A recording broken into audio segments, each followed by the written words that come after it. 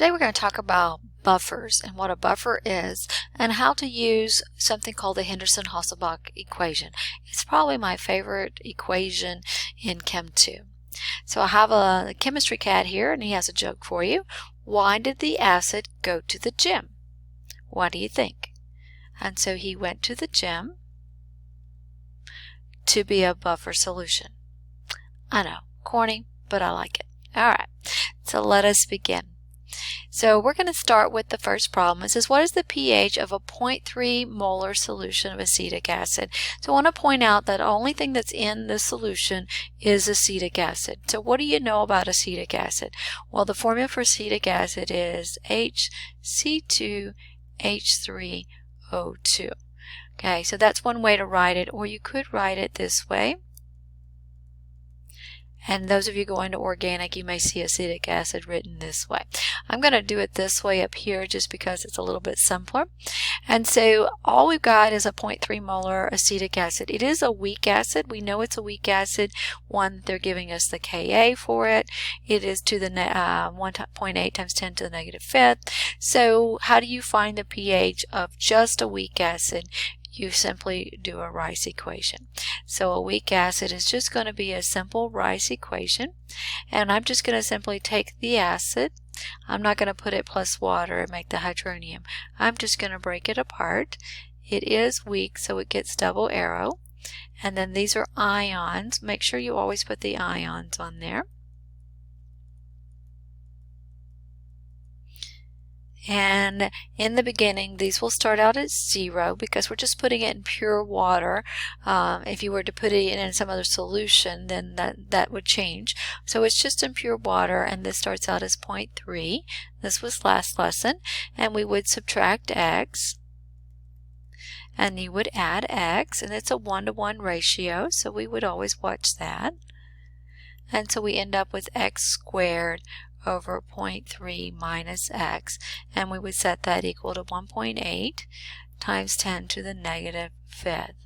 And because this is to the negative fifth, and of course you're welcome to use the solver if you want, but we can get through that, rid of that minus x, and that way we can multiply by 0.3 on both sides, take the square root, and I find that the x for this comes out to be 0.00232. So that is your H plus concentration, which is what I need, and so I would take the negative log of that to find my pH. And so the pH of this weak acid is 2.63. And if we wanted to do the percent ionization, remember it's always the x divided by the I, the initial amount. And so it would be the 0.00232 divided by our initial amount, which was 0.3. And then it's times 100 to get us the percent. And so this is 0.77%, not 77. I've already moved the decimal over, so there's my percent ionization. Alright, so that was technically how we find the pH of a weak acid. We simply do a Rice equation setting it equal to Ka. So what makes this different? Well, this is going to be different because now we're not going to put our acid in pure water.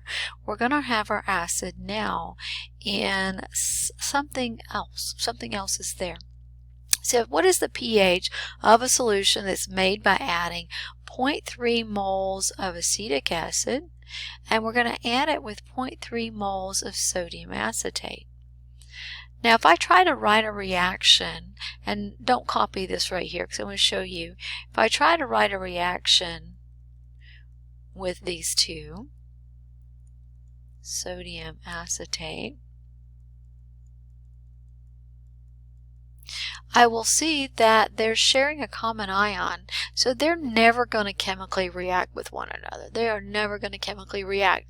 But what happens is if I excuse me, if I add the acetic acid and this guy already has some ions in there, I would essentially be increasing the acetate ions, and you're going to see according to Le Chatelier's, you're going to see a shift. You're going to see a shift in the reaction.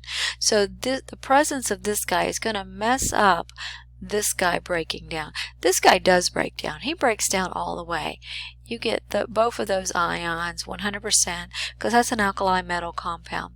So I'm not going to write a reaction with those two. What I'm going to do now is I'm going to write that original equation that I had. Remember, I had this and I was trying to break it down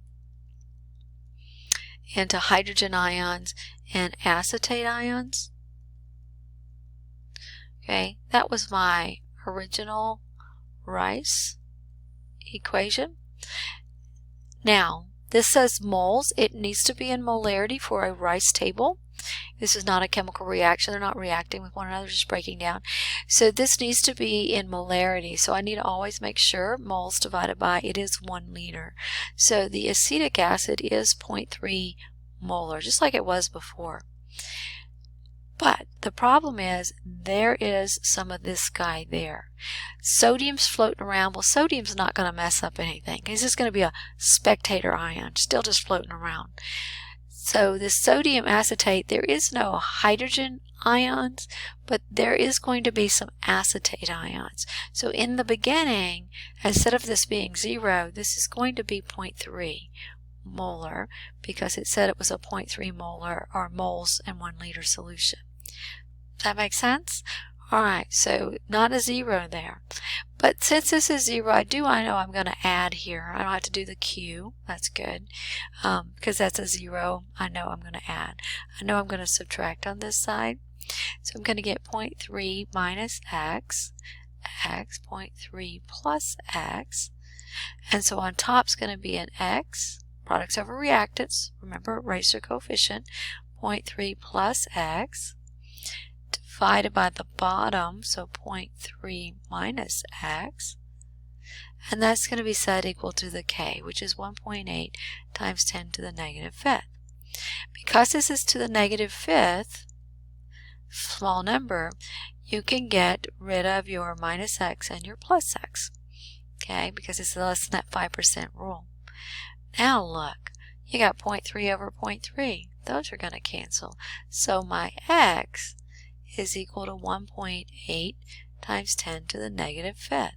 And look who I'm looking for. I'm looking for H plus to be able to figure out the pH. So I can simply take the negative log of my x and I will find out that my pH is 4.74. So my pH has increased. And the reason it has increased, if you'll look, I have increased the concentration of this, which caused a shift. So this guy can't break down as much. So it's Le Chatelier's principle. I'm going to end up making more of that is what's going to happen, even though I know you're seeing this, but I'm just showing you he can't break down as well is what it is. It's disrupting the normal equilibrium. He's normally breaking down, let's do a percentization, you'll see it. So percentization is x, which is 1.8 times 10 to the negative fifth over the initial amount. Let's see how well he breaks down. Same amount here. Let's see what percentage of him breaks down. 0.006%.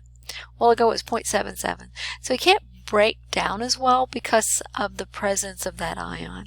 There's already some ion in there, so it's disrupting the equilibrium. Le Chatelier's principle.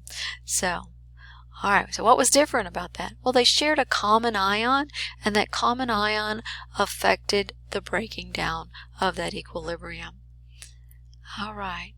So that's what this says. The common ion effect is shifts in the ionic equilibrium caused by addition of a solute that provides a common ion to the equilibrium. In this case, it was the acetate. Okay. When this happened, we saw it shift to the left. It wasn't able to break it down as well.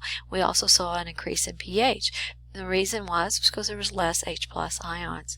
Less H plus ions because it wasn't breaking down as much. All right. So this leads us to the conversation of a buffer. A buffer is made up of two things. It's made up of a weak acid and its conjugate base, or a weak base and its conjugate acid. So when you have in solution a weak acid and its conjugate base, or a weak acid or base and its conjugate acid, then you have made a buffer.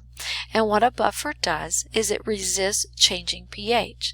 It tries to keep a pH around a certain number. Some things buffer around 7. Some things buffer around 4. Some things buffer around 10. So buffers are created so that the pH stays really close to a set number. I know that I used to have to make buffer solutions for our biology teacher because she would order organisms that needed to survive around a pH of around 4. So I would make a buffer solution for her so that our organisms could survive. So that's kind of important.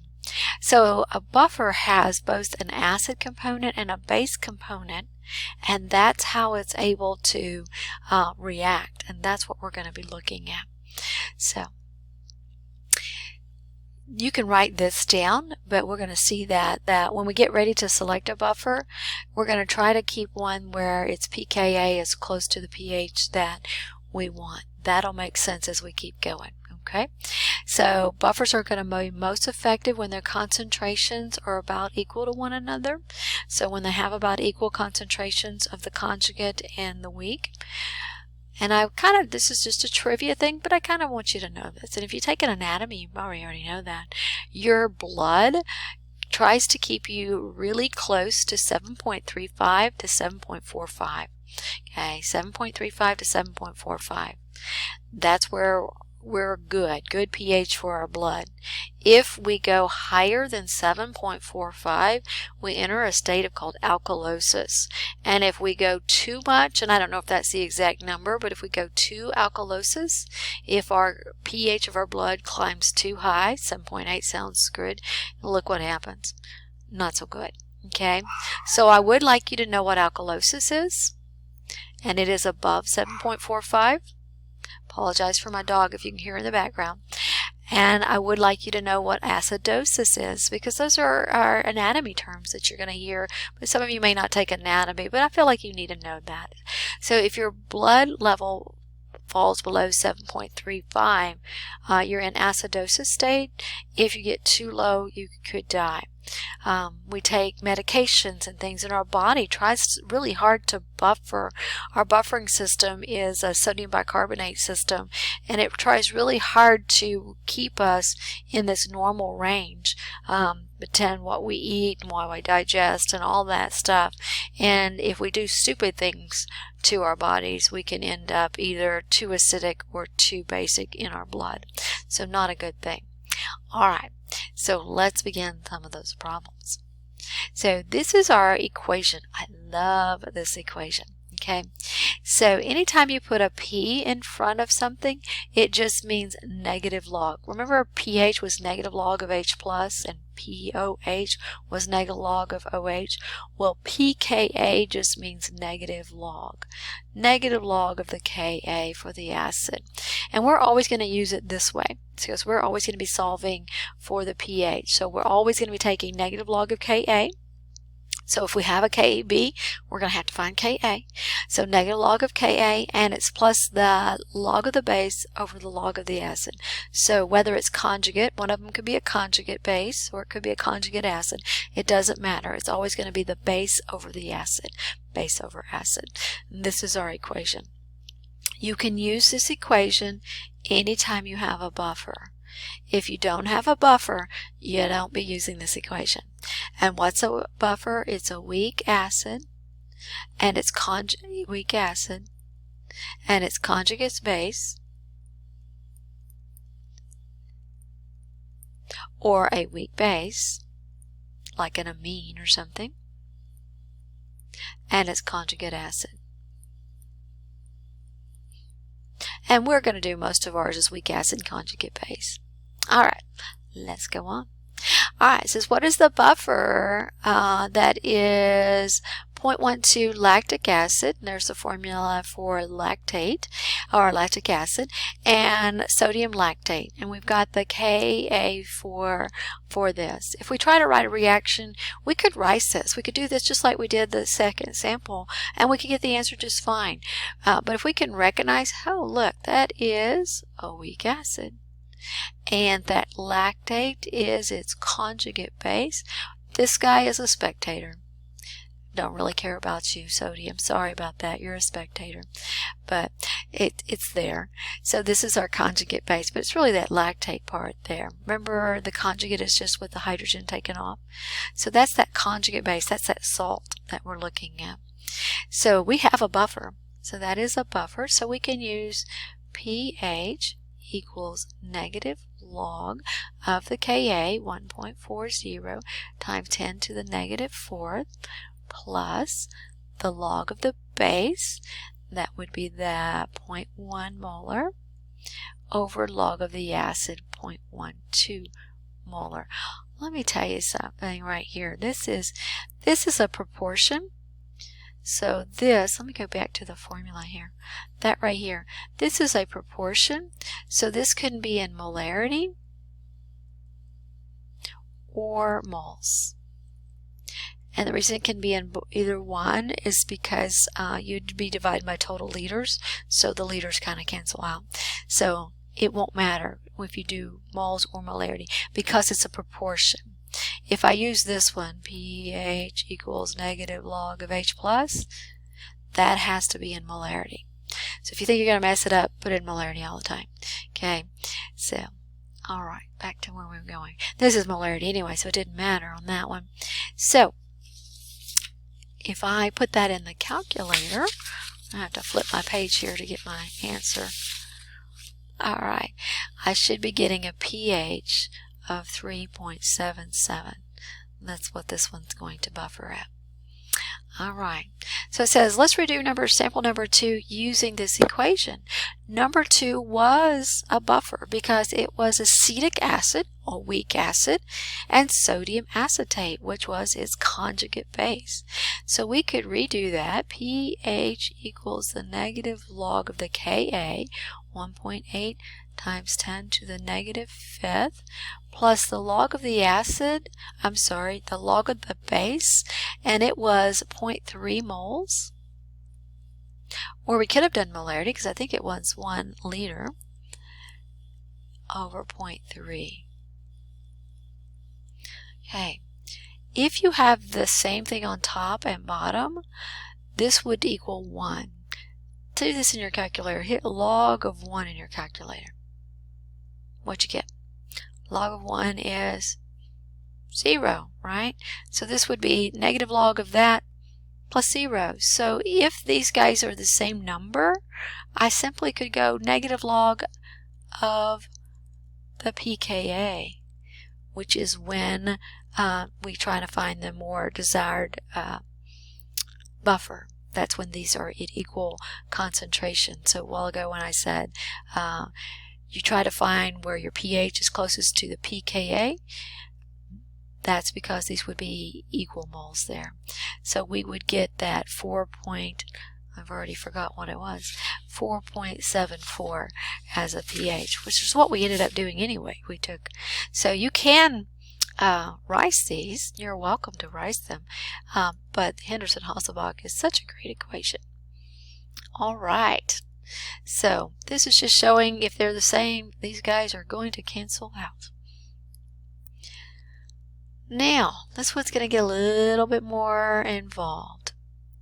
It says how many grams of sodium lactate would you need to add to a 0.1 molar solution of lactic acid, 1 liter, thank goodness, and it gives us the pH to be 3.98. This is kind of what I had to do. I had to figure out how much stuff to mix together to get a certain, or close to a 4 pH. So here's my formula. This is a buffer. I'm going to go ahead and just write the formula out. pKa plus the log of the base over the acid. And I'm going to start filling in stuff I know. Alright, so I know the this, and it's 1.40 times 10 to the negative 4th equals negative log of the Ka. Oh my goodness gracious, Miss Smith, what are you doing? I am messing up. This would be 3.98. So sorry. Okay, so 3.98 negative log of 1.4 times 10 to the negative 4th plus. Now, one of these you don't know and one of them you do. So in math, you're going to have to put x for the one you don't, but something's weird with this log thing. So if you're trying to solve for one of these, you have to take log of the top minus log of the bottom. And we don't know the base, we know the acid. So log of the top, which is log of, I'll just put log of B, minus the log of the bottom. That's how you separate that out. I don't know what the math function's called for that. Maybe some of you do. But, so there we go. Now I need to solve. So basically, I need to start getting this. I'm going to circle him. I need to get this guy by himself. So I'm going to add the log of 0.150 on both sides.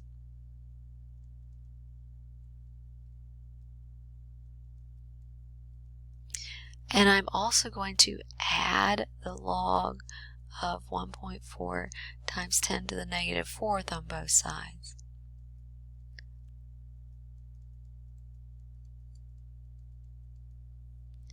And so once you get all that, let's see, I wrote all that down.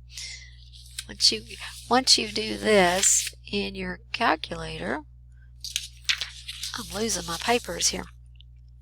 Alright, so you should be getting a negative 6.69, and you should always be working these with me, 807. Okay, that's a point. And that is going to be what the log of B is. How do you get rid of B? Sorry, you don't get rid of B. You're trying to get B or X. You're going to take the anti-log, right? So he makes that little 10 the house top. And so I'm going to find out that B should have a molarity of 0.201. That should be the molarity of that. You can check it. You can put that in and see if it works. Okay, but it's asking for grams. Well, in order to get to grams, I have to get to moles. So I'm going to take my molarity and multiply it by my liters. It was 1 liter, so that's pretty cool. And I'm going to take advantage of this little straight line right there. That's going to get me moles of, and B was sodium lactate, and the formula for lactate was at the top. So it's going to be NaC3H5O3. Okay, sodium lactate. And I'm going to convert that to, oh, there goes my dog again. She's having a high old time. Moles down, grams to the top. Sorry for the date thing going on there. NaC3H5O3. That's all. 5, an ugly 5. And this is going to be that molar mass off the periodic table. So I'm going to add up a sodium and 3, and I got a molar mass of 112 grams. I'm going to multiply those, and I'm going to find that I'm going to need 22.5 grams of sodium lactate. So, Chemistry 2, it's got some good stuff in it. Yes, it does. Okay, so I used the Henderson Hasselbalch to figure out the molarity of the B, and then I to convert it to grams. Okay, I know it became algebra. You can check algebra. So, now we're going to get to the good stuff. So we were just looking at just a buffer. What in the world is the pH of that buffer?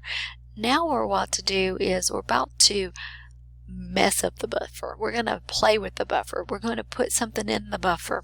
So a buffer just has the weak acid and the weak acid and the conjugate base, or the weak base and the conjugate acid.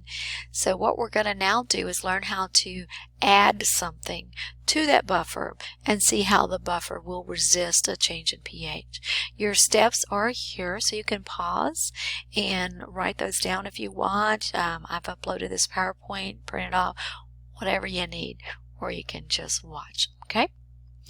Alright, so we're going to go to the next page. It says a buffer is made by adding 0.3 moles of acetic acid and 0.3 moles of sodium acetate in a 1 liter solution. Yay. And the Ka is 1.8 times 10 to the 5th. We just did this. This was number 2, and we found out that our pH was 4.74. So the pH is going to try really hard to stay close to 4.74. So let's talk. We're about to now add something to our buffer. So I'm going to write what my buffer has in it. My buffer has in it, it has acetic acid. Oh, I'm trying to do the, almost did the lactic acid, C2H3O2. Okay, so it's got acetic acid and it has sodium acetate.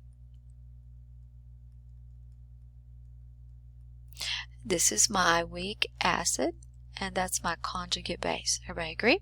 So that's what my buffer. So there's my buffer, and what I'm about to add to this is, think of it as an invader. This is your buffer. This is invading your buffer. I am adding sodium hydroxide. What do you know about sodium hydroxide? This is a strong base. So I'm about to add this strong base, this invader, this strong base is going to invade my buffer. And what happens is your buffer says, one of us is going to react to you. Okay, so we're about to write a chemical reaction with one piece of the buffer with that strong base. Okay, so the attacking guy is a strong base. So do you think another base is going to react with this base? I'll give you a hint. 2 bases do not react. Okay, two bases. Do you first see they both have sodium in them, so they're not going to react anyway. So this strong base is going to react with the weak acid. Okay, that's where we're going to write our equation. So I would tell you to always start out, it doesn't matter, but I would tell you to start out maybe with your part of your buffer that's going to react. It doesn't really matter. Okay, so there's my part of my buffer that's going to react, and I'm going to react it with sodium hydroxide. All right. This is going to be what we call an acid-base reaction, so it's only going to get one arrow. It is a double replacement, so these front guys are going to switch places. So you're going to end up with sodium acetate, which is a salt. It's a basic salt. And we're going to end up with HOH. HOH is water. HOH is water. All right. I'm going to do something. I'm going to do the netonics of this. And so those of you that didn't take netonics from me, I might be doing something weird for you. But so I'm going to be talking about solubilities and whether or not something breaks apart or stays together. Weak acids stay together. They're technically aqueous and not solid. So I'm just going to put a box around it saying that it doesn't break apart 100%. Okay? That is a strong base, and they do break apart all the way. 100% breaks apart into ions. All alkali metal compounds always break apart 100%. And then water should always get boxed because it's a liquid. It doesn't break apart in water. And so what we've got here is sodium is on both sides of the equation. Sodium is what we call a spectator ion. Spectator ion means that sodium's not really doing anything. You'll want to start doing the net ionics so you can see something. We're going to want to see this OH later. So that's going to be important. So I'm just going to try to illustrate that you kind of want to kind of see it. So the sodium's the spectator, hydroxide's not necessarily the spectator there, or it's not. Alright, I'm going to do something weird. This is the reaction. We are doing the initial amount. We are going to do the change in the amount. But this reaction is actually going to stop. It's not going to go back and forth. Somebody's going to end up going away. This is a reaction that goes to completion. So this is not an E here, but an A. I had my students, it's called a reaction table. That's what books call it, but I had students call it a RICA table. So they made this name up. So reaction initial change after the reaction has stopped. Somebody down here is going to be a 0. One of your it's a limit to reagents what it is. One of your reactants is going to go away. So this is one way to do limit to reagents, but it's a harder way to do it for some. So why I'm making such a fuss on this, for RICA tables, we're going to use moles. Rice tables, we use molarity. RICA tables, we use moles. Okay?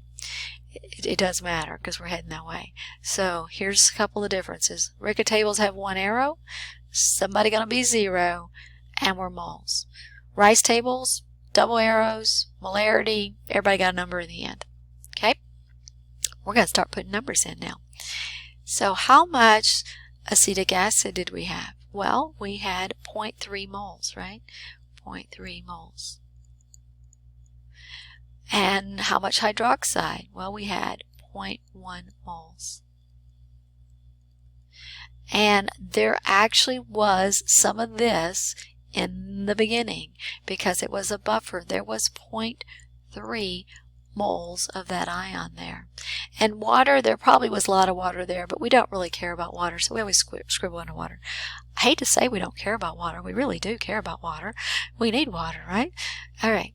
Because this arrow's going this direction, we definitely know we're going subtracting here and adding here. And the way this works is because someone's got to go to 0. The smaller number goes away. In this case, it's 0.1. And so this guy has just gone. So my sodium hydroxide has now gone to 0. This guy still going to be some there. We're going to end up with 0.2 moles there. Okay? Now, it's a 1 to 1 to 1 ratio. So if I subtracted, I'm going to add a 0.1 on this side. So I made some more sodium acetate. So my question to you is the buffer still well and alive? What's together after the reaction? You've got your weak acid still there and your sodium acetate still there. So your buffer is still good. When you bust the buffer, it's when the buffer part is the smallest amount. So if I had added 0.4, this would have gone away. I would have bust the buffer. And if this would have been like your body and you bust your buffer, that's when you die. It's when your buffer can't take care of the invader is what it is. Alright, so now, because the buffer's still there, I can use Henderson Hasselbalch. pH equals the negative log of the Ka, which is 1.8 times 10 to the negative 5th, plus the log, and this is where students will get mixed up, so be careful. It's wherever the base is. That was the acid, so that one's going to be on bottom, 0.2. And this is the base, and that's going to go there. Remember earlier I said you could leave it in moles for this end part of Henderson Hasselbalch. And so we find this buffer to be 5.05. So 4.74, we added quite a bit. That's a 12 pH of 12 sodium hydroxide, and our buffer really didn't go up that much. All right, let's try a different one. So now look what we're adding in. So this is that same scenario. We're not going to add it to that previous one. We're going to start a new problem. but this time we're going to add in hydrochloric acid. So our buffer, again, has that acetic acid. That's the acid, that's the weak acid part of our buffer, and it has sodium acetate. And that's going to be the conjugate base, really that acetate part. And we're adding in hydrochloric acid. That is a strong acid. So this strong acid is not going to react with that weak acid. You don't have acids that react with one another. They change each other's pHs, but they don't chemically react. The chemical reaction is going to take place between this strong acid and that conjugate base. So I'm going to start out with my buffer part, which is that sodium acetate. And I'm going to react it with hydrochloric acid. Again, it doesn't matter which one comes first. Single arrow, because it is a reaction. Now this one's going to give us a double replacement. Again, those front guys are going to change places, but we're not going to make water this time. And the reason you're not making water is that's not a true base. It's only when you have a true acid and true base do you get salt water. So you're going to end up with H being with this. So you're going to get acetic acid. I'll go figure that. And then that sodium is going to end up with that chlorine. Okay, we're going to do the net onyx. All alkali metal compounds are going to break apart. Hydrochloric acid is strong, so it breaks apart. Acetic acid is weak, so it pretty much stays together. And sodium chloride is an alkali metal compound, is going to break apart. So let's look at our spectators. Our spectators aren't anything in the box. So that sodium is just a spectating, meaning it's not doing anything to the pH. It's just floating around. That's not a spectator. That's not a spectator. This chloride is a spectator. And the reason I wanted to do that is so when I get ready to do my RICA table, because these are both spectating, remember the water a while ago? Both spectating, I get to scribble underneath them as well. Alright, so we started out with, let's see. We started out with 0.3 still of this, moles because it's RICA, but we are adding 0.15 moles of hydrochloric acid, and we started out with 0.3 moles of this guy. Alright. We know the arrows go in that direction, so, and only that direction. So we know we're adding there and subtracting there. We are also making this guy, but we don't care about that guy. Alright, so we are going to make the smallest one go away, and it is our invader of the hydrochloric acid. So that goes to 0. So we end up with 0.150 moles here. And we're going to add the same amount. It's a 1-to-1 ratio. Always pay attention to that. But on these, they're going to come out to be that. Alright, is the buffer still there? Conjugate base, weak acid, still there. So we can use Henderson Hasselbalch. So now, negative log of the Ka plus the log of our base. Which one's our base? Not that one, that's our acid. This is our base. A lot of times you notice that products over reactants, so students always want to take that one on top, but unfortunately Henderson Hasselbalch is base over acid. Base over acid. And so the 0.15 moles is on top, and the 0.45 moles is on bottom. And I will calculate this to be 4.26. And again, anytime you have an acid and a base reacting together, you're going to get do a RICA table, and you're going to see that when we start our titration curves. So this was just a buffer. We can just use Henderson Hasselbalch equation. And if it's not just a buffer and you're adding something to it, you're going to use the RICA table and then the Henderson Hasselbalch equation. Alright, I hope you work some of these problems and you will end up asking me questions. See you later.